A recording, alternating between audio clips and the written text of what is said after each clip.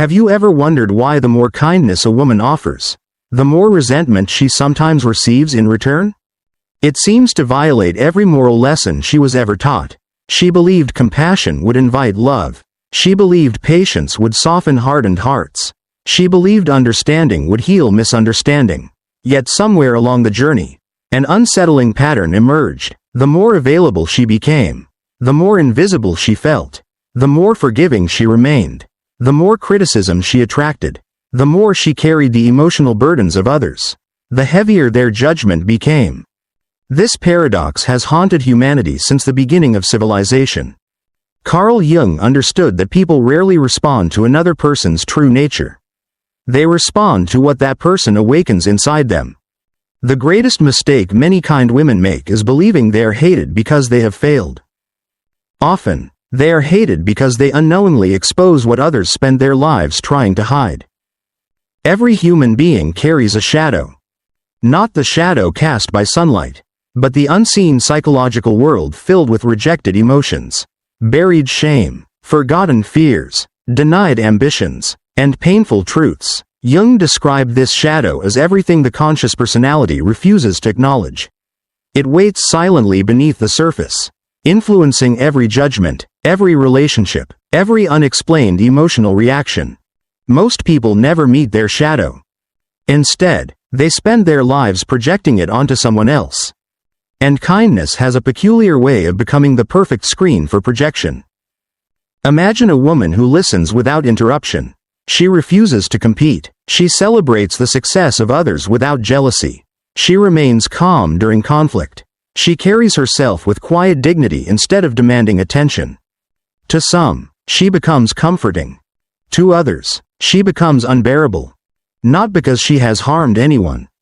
Because her presence silently asks questions they cannot answer. Why is she peaceful while they remain restless? Why does she seem whole without constant validation? Why does she refuse the emotional games everyone else continues to play? The unconscious mind does not enjoy these questions. It protects itself. Projection becomes its favorite defense. Instead of confronting their insecurity, people convince themselves she must be fake. Instead of admitting their envy, they accuse her of arrogance. Instead of acknowledging their dependence on approval, they call her cold. Instead of facing their own dishonesty, they insist she must have hidden motives. The shadow never speaks honestly. It disguises itself as certainty. This is why a deeply authentic woman often becomes misunderstood long before she becomes appreciated. History repeats this pattern endlessly. Those who disturb comfortable illusions are rarely welcomed by those invested in maintaining them. Marcus Aurelius once reminded himself that every morning he would encounter people who were selfish, deceitful, arrogant, jealous, and unreasonable, yet he understood something profound. Their behavior arose from ignorance of what was truly good. Jung expanded this insight. People attack what threatens their identity. Not always consciously. Sometimes with smiles. Sometimes through gossip. Sometimes through subtle exclusion. Sometimes through silence. The woman herself may spend years wondering what she did wrong. She replays every conversation. She apologizes for words that never needed apology. She shrinks herself to become less intimidating. She softens opinions that were never harsh. She smiles even when exhausted. She gives even when empty. Yet nothing changes. Because she is trying to solve the wrong problem. The hatred was never created by her behavior. It was awakened by another person's unresolved conflict. This realization changes everything. There exists an ancient image within the feminine psyche.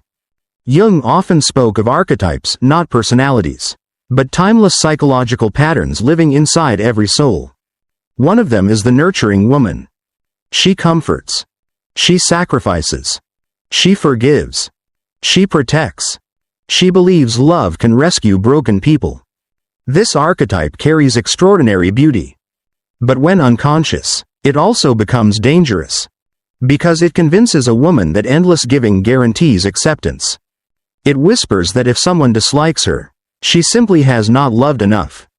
So she tries harder. She explains herself longer. She forgives quicker. She tolerates disrespect. She ignores betrayal. She mistakes self-erasure for compassion. The tragedy is subtle. She slowly abandons herself while believing she is becoming more loving. But the psyche cannot survive indefinite self-abandonment. Something eventually begins to rebel from within. Not anger. Not bitterness. Something deeper. The forgotten self. The self is not the ego. The ego desperately wants approval. The self desires truth. The ego fears rejection. The self fears living a false life. The ego asks, how do I make them like me? The self quietly asks, why must my worth depend on those unable to recognize it? This question marks the beginning of individuation. Jung believed individuation was the lifelong process of becoming who one truly is beneath social expectations, inherited identities, and unconscious conditioning. Few journeys are more painful. Because the moment a woman begins becoming herself, many relationships begin falling apart. Not because she became cruel. Because she stopped pretending. She says no without guilt. She remains silent instead of defending every accusation. She leaves conversations designed only to diminish her. She refuses emotional manipulation disguised as love. Suddenly, those who benefited from her endless availability feel abandoned. Yet nothing was actually taken from them. Only unhealthy access was removed. This often creates outrage. People rarely mourn the loss of control. They mourn the loss of easy control. Seneca observed that those enslaved by passion cannot tolerate someone governed by wisdom. The same remains true today. A woman who learns emotional regulation unintentionally confronts those addicted to emotional chaos. Her peace becomes offensive. Her boundaries become insults. Her confidence becomes arrogance in the eyes of insecure observers. Her silence becomes interpreted as judgment. Not because these perceptions are accurate. Because projection always distorts reality. Consider how often criticism says more about the speaker than the target. The chronically dishonest assume everyone lies. The manipulative suspect manipulation everywhere. The deeply insecure constantly search for rejection. The abandoned expect abandonment. The narcissistic accuse others of selfishness. Each person sees fragments of their own unconscious reflected in the people around them. Especially in those who refuse to participate in the same psychological games. Perhaps this explains why certain women become lightning rods for hostility despite living with remarkable integrity. Their existence becomes a mirror. And mirrors possess strange power. A mirror never insults. It simply reveals. Many people would rather shatter the mirror than confront what they see within it. That is why kindness alone cannot protect a woman from hatred. Kindness without boundaries often attracts exploitation. Kindness with boundaries often attracts resentment. Either way, someone uncomfortable with themselves may still choose hostility. Understanding this does not make rejection painless. But it transforms its meaning. Instead of asking, why am I so difficult to love? A wiser question begins to emerge. What hidden wound inside another person is reacting to something my existence has awakened? That question does not create arrogance. It creates freedom. Because once a woman understands the psychology beneath misplaced hatred, she no longer wastes years trying to earn peace from people whose war was never truly with her. The woman who begins to understand this truth notices something almost unsettling. The faces change, the workplaces change, the friendships change, yet the emotional pattern repeats with astonishing precision, as though an invisible script has been written beneath every encounter. She enters a room with no intention of competing, yet someone immediately compares themselves to her. She offers encouragement, yet another person hears condescension. She remains quiet, and her silence is interpreted as superiority. She speaks honestly, and her honesty is called aggression.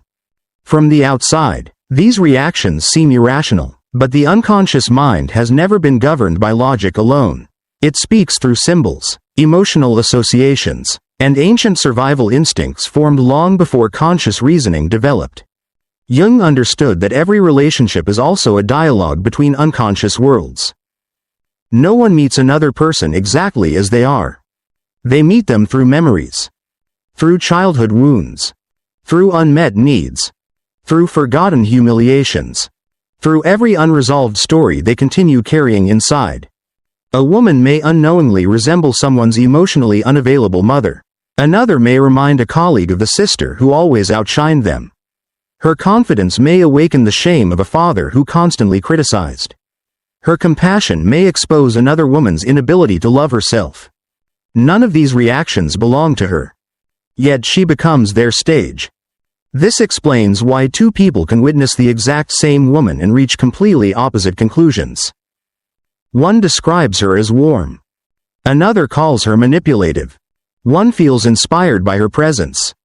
Another feels threatened. One experiences safety. Another experiences discomfort. The woman herself has not changed. Only the unconscious worlds observing her have changed. There is a quiet cruelty in this realization. Because it means fairness is not guaranteed. Human beings long to believe that goodness naturally earns affection. That kindness automatically creates loyalty. That honesty inevitably produces trust. Reality rarely follows such simple equations. Some people cannot love what exposes their illusions. Imagine standing before a perfectly still lake. If the water reflects your face clearly, you may appreciate its beauty. But if the reflection reveals exhaustion, bitterness, or hidden grief, the temptation arises to blame the lake instead of acknowledging the image. Psychologically, many people spend their lives attacking mirrors. The woman who has begun healing often becomes one of those mirrors. She has survived enough suffering to stop performing happiness. She no longer chases every invitation. She no longer explains every decision. She has discovered the immense power of emotional restraint.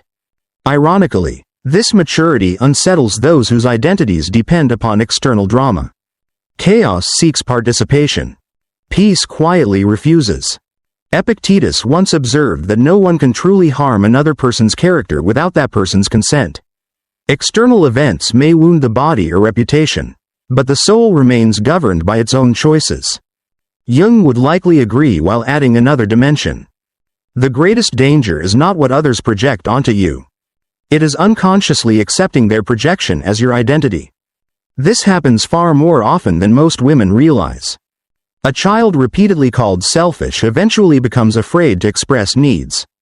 A daughter labeled difficult begins apologizing simply for existing. A wife accused of being cold starts abandoning healthy boundaries. A professional called intimidating slowly makes herself smaller. The accusation becomes an internal voice. Eventually, she no longer needs critics. She has become her own. This is one of the shadow's most devastating victories. Not convincing others that she is unworthy.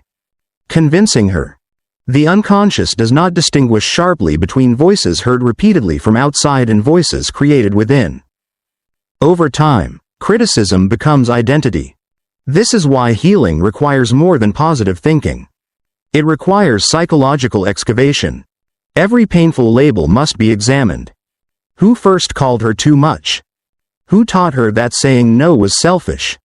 Who convinced her that peace required self-sacrifice? Who rewarded her only when she disappeared into the needs of others? The answers rarely belong to the present moment. They belong to childhood, to family systems, to collective expectations surrounding femininity. Many girls are praised not for authenticity but for accommodation. They receive affection when agreeable, approval when quiet, acceptance when useful. Love becomes conditional. Their nervous system quietly learns an equation. Safety equals pleasing others. Danger equals disappointing them. Years later, this equation continues governing adult relationships. She smiles while uncomfortable. She overexplains harmless decisions. She fears disappointing strangers. She carries responsibility for emotions she never created. Her body becomes exhausted long before her conscious mind understands why. Modern trauma psychology describes this as fawning, a survival response just as real as fighting, fleeing, or freezing. Instead of confronting danger directly, the nervous system attempts to survive by becoming indispensable. The woman hopes that if everyone remains pleased, no one will abandon her. Yet the tragedy is profound. People often respect those who possess clear boundaries far more than those who endlessly accommodate. Not because boundaries create distance. Because boundaries communicate identity. Without them, others unconsciously begin treating her as an extension of themselves. Her time becomes available. Her emotions become negotiable. Her limits become invisible. Then, strangely, resentment begins growing on both sides. She feels unseen. Others feel entitled. Everyone loses. Jung warned that what remains unconscious eventually governs destiny. The woman who never examines her compulsion to please repeatedly attracts relationships demanding endless sacrifice. Not because fate is cruel. Because the unconscious always searches for familiar emotional landscapes. The psyche prefers predictable pain over unfamiliar freedom. This is why leaving unhealthy dynamics often feels terrifying even when they are obviously destructive. Freedom initially feels less safe than captivity. The familiar cage seems comforting. The open sky feels overwhelming. The process of individuation demands walking into that sky anyway. This journey is rarely dramatic. It begins with almost invisible moments. She declines an invitation without inventing an excuse. She allows someone to misunderstand her without chasing clarification. She stops explaining boundaries to people determined to violate them. She recognizes guilt without obeying it. These moments appear insignificant. Psychologically, they represent revolutions. Every healthy boundary redraws the map of the unconscious. The old identity protests. What if they stop loving you? What if they think you're selfish? What if they leave? The deeper self quietly answers. If love disappears because you became authentic, what disappeared was never love. This distinction changes everything.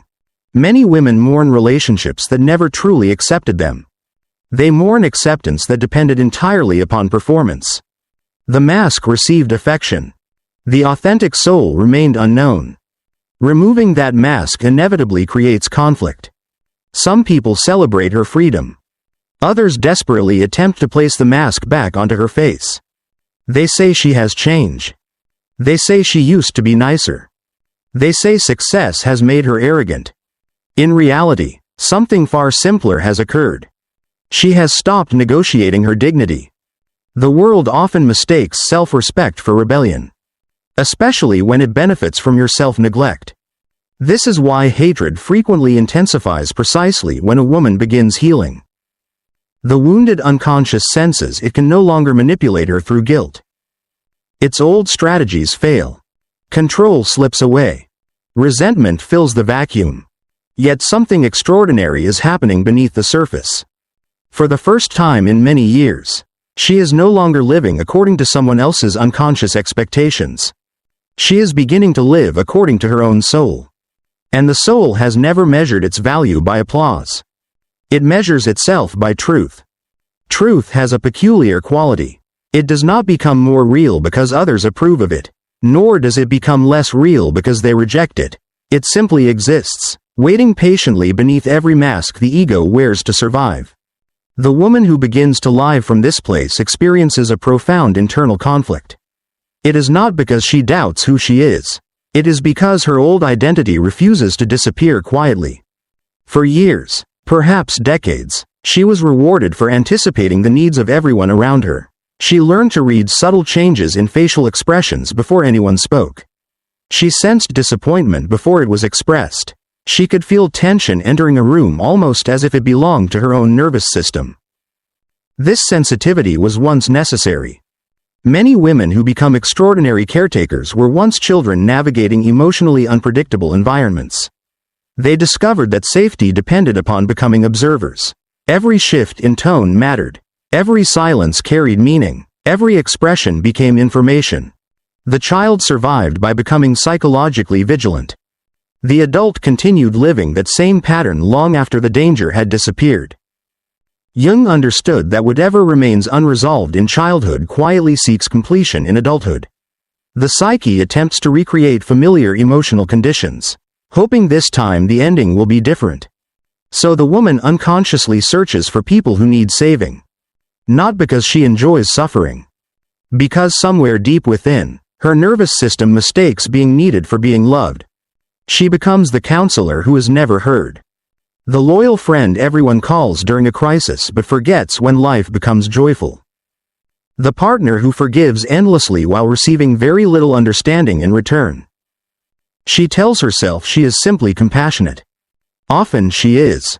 But compassion mixed with unconscious fear becomes self-abandonment disguised as virtue.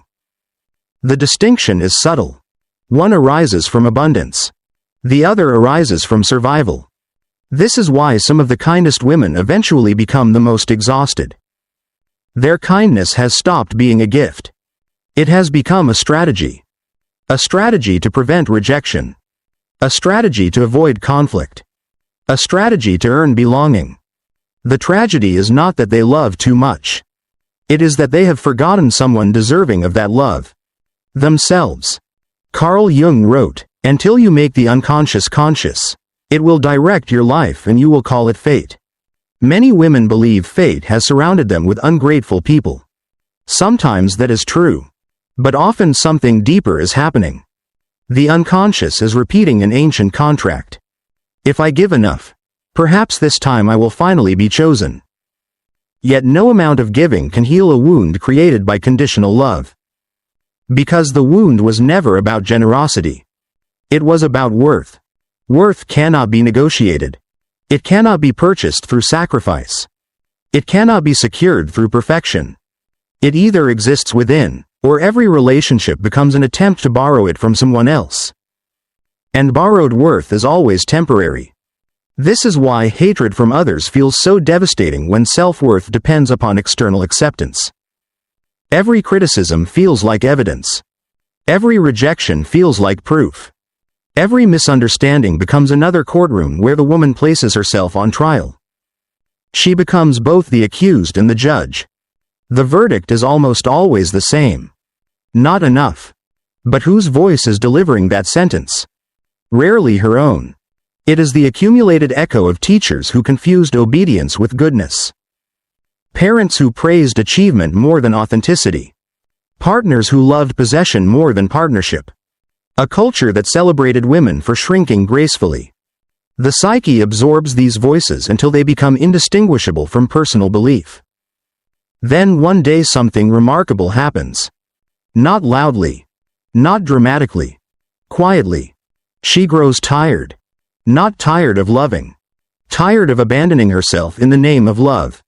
That exhaustion becomes sacred. Because genuine transformation rarely begins with inspiration. It begins with unbearable repetition. The same disappointment. The same betrayal. The same loneliness despite endless giving. Eventually the soul whispers what the ego has spent years trying to silence. There must be another way. That whisper is individuation calling. It does not promise comfort. It promises wholeness. Wholeness requires integrating the shadow. Many people misunderstand this process. They imagine shadow work means embracing anger or expressing hidden emotions without restraint. Jung meant something far more profound. The shadow contains everything rejected by consciousness. For many women, this includes qualities they were taught were unacceptable. Healthy anger. Healthy ambition. Healthy selfishness. Healthy authority. Healthy refusal. Healthy pride. Notice the word repeated. Healthy. These qualities are not destructive. They become destructive only when suppressed until they erupt unconsciously. The woman who never permits herself anger eventually expresses resentment. The woman forbidden ambition secretly envies success. The woman unable to refuse becomes silently bitter. The woman taught endless humility begins doubting every achievement. The shadow waits patiently. Ignored qualities never disappear. They simply return wearing masks. This explains why extraordinarily kind women sometimes shock everyone around them. After years of silent endurance, they suddenly leave. Without dramatic arguments. Without revenge. Without lengthy explanations. People call the decision impulsive. In reality, it was years in the making. The unconscious had been preparing long before the conscious mind found the courage. From the outside, observers often respond with confusion. She changed. No. She stopped fragmenting herself. There is an enormous difference. Fragmentation demands that one part of the personality continually suppress another. One part smiles. Another quietly grieves. One part nurtures. Another longs for rest. One part forgives. Another aches for justice. Eventually these divided selves begin pulling against each other until the entire psyche grows exhausted. Integration is not choosing one over the other. It is allowing both to exist consciously. A deeply evolved woman can be gentle without becoming weak. She can forgive without forgetting. She can love without surrendering her identity. She can offer compassion while refusing manipulation. She can remain soft without becoming easy to exploit.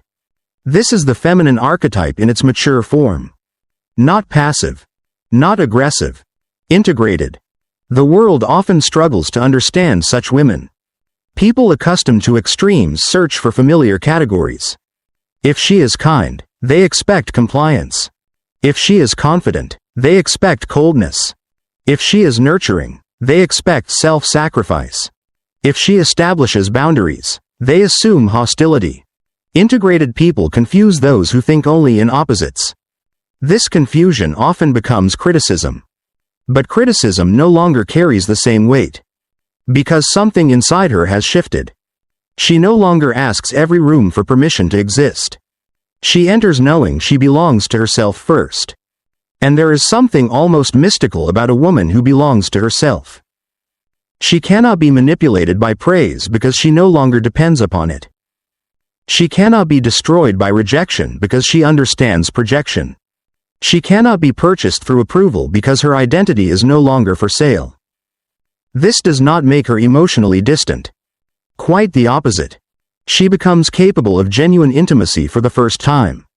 Because authentic love cannot exist where performance is required. Only masks fall in love with masks. Souls recognize souls. The woman who embraces her shadow gradually stops attracting relationships built upon illusion. Not because every difficult person disappears, but because she no longer mistakes emotional hunger for connection. She no longer confuses being needed with being loved. And that quiet realization changes the course of her entire life. From that moment forward, something almost invisible begins to transform the atmosphere around her. The world itself has not changed. Human nature remains as complex, contradictory, and unpredictable as it has always been. Yet she walks through it differently. And because she walks differently, she begins to see differently. She notices that those who once dismissed her suddenly become curious. Those who depended upon her endless availability accuse her of becoming distant. Those who once overlooked her begin paying careful attention. At first, this seems confusing. But psychologically, it is entirely consistent. People respond to certainty. Not the loud certainty of arrogance, but the quiet certainty of someone who no longer negotiates their own value. For years, she unknowingly asked others a silent question. Am I enough? Every apology, every over-explanation, every unnecessary sacrifice carried the same hidden plea. Please tell me I deserve to belong. The unconscious mind hears these messages more clearly than spoken words. And strangely, uncertainty often invites disrespect. Not because people are inherently cruel, but because human beings instinctively test what appears uncertain. The child pushes against boundaries to discover whether they are real. Adults often do the same psychologically. A woman who continually abandons her own limits teaches others that her limits do not matter. Not intentionally, but repeatedly. Then one day she stops. She says no once. Then again. Not angrily. Not defensively. Simply, clearly, without guilt. Something remarkable happens. Some people disappear. Others become furious. A few become deeply respectful. Each response reveals something important. Not about her. About them. Those who loved control feel threatened. Those capable of genuine love adjust naturally. The difference becomes unmistakable. Carl Jung believed that every meaningful transformation demands a symbolic death. The old identity cannot accompany the new consciousness forever. Something must be surrendered. For many women, what dies is not kindness. It is the desperate need to be seen as kind by everyone. This distinction is revolutionary. Kindness performed for approval is fragile. Kindness flowing from inner wholeness is untouchable. One fears rejection. The other accepts reality. Marcus Aurelius often reminded himself that another person's opinion belonged to them, not to him. Between an event and suffering stood interpretation. Jung would add that interpretation itself emerges from unconscious structures shaped over a lifetime. This means no woman possesses the power to control how every person perceives her. Nor should she. Trying to manage every projection is like attempting to rearrange every cloud in the sky. Impossible. Exhausting. Unnecessary. Yet millions continue trying. They explain themselves endlessly. They defend motives that were pure from the beginning. They replay conversations before sleeping. They construct imaginary arguments while driving, showering, cooking, walking. Their minds become courtrooms. Every memory another trial. Every misunderstanding another appeal. The verdict never satisfies. Because the jury consists of imagined critics who were never seeking truth. Only confirmation of their existing beliefs. The liberated woman slowly withdraws from these invisible courtrooms. Not because she becomes indifferent. Because she becomes discerning. She begins asking different questions. Instead of wondering, how can I convince them? She quietly asks, why do I feel responsible for changing a conclusion they chose before listening? That single question dismantles years of emotional imprisonment. The psyche relaxes. Energy once consumed by self-defense becomes available for creation. For purpose. For genuine relationships. For joy. Modern psychology confirms what ancient wisdom repeatedly observed. Chronic people-pleasing activates stress responses that gradually reshape both body and mind. Constant hypervigilance keeps the nervous system prepared for danger that rarely exists. The heart races over harmless conversations. Sleep becomes restless. The body carries invisible armor. Healing, therefore, is not merely emotional. It becomes biological. When the woman finally accepts that she cannot prevent every misunderstanding, her nervous system begins learning a forgotten language. Safety. Not the safety of universal approval. The safety of self-trust. This is perhaps the greatest gift individuation offers. Not perfection. Trust. Trust that disappointment can be survived. Trust that rejection does not define identity. Trust that loneliness sometimes protects more than companionship ever could. Trust that authenticity may cost relationships, but never the relationship with one's own soul. There is an ancient image found throughout mythology. The phoenix. Many interpret its fire as punishment. Psychologically, it represents purification. Everything false burns away. Everything essential remains. The woman who fears being hated spends years protecting feathers that were never truly hers. The woman who embraces truth allows the fire to reveal her real wings. From the outside, observers often misunderstand this transformation. Some call her colder. Others call her stronger. Some insist she has become selfish. Others quietly admire what they cannot yet embody themselves. None of these opinions alter the reality unfolding within. She no longer mistakes visibility for worth. She no longer measures love by how much of herself she sacrifices. She no longer believes every conflict signals personal failure. Instead, she recognizes an uncomfortable but liberating truth. Sometimes people dislike you because your existence interrupts the story they tell themselves. Your confidence challenges their excuses. Your peace exposes their addiction to conflict. Your honesty unsettles their self-deception. Your boundaries reveal their entitlement. Your healing reminds them of wounds they continue avoiding. None of this makes you responsible for their discomfort. Compassion does not require carrying another person's unconscious. It only asks that you refuse to become cruel in response. This is where true feminine strength reveals itself. Not through domination. Not through revenge. But through unwavering inner alignment. She does not become hard. She becomes rooted. Like an ancient oak standing through every season. She bends with fierce winds without surrendering her roots. Some travelers find shelter beneath her branches. Others resent the shade because it reminds them they never planted their own tree. The oak continues growing either way. Such is the destiny of every woman who chooses individuation over approval. Eventually she understands what once seemed impossible. Being misunderstood is not always a tragedy. Sometimes it is evidence that she has finally stopped translating her soul into a language built to comfort everyone else. She speaks with actions now. She loves without bargaining. She walks away without hatred. She remains without fear. And in that quiet strength, the endless search for universal acceptance finally comes to an end. A woman who knows her worth does not pursue, she chooses.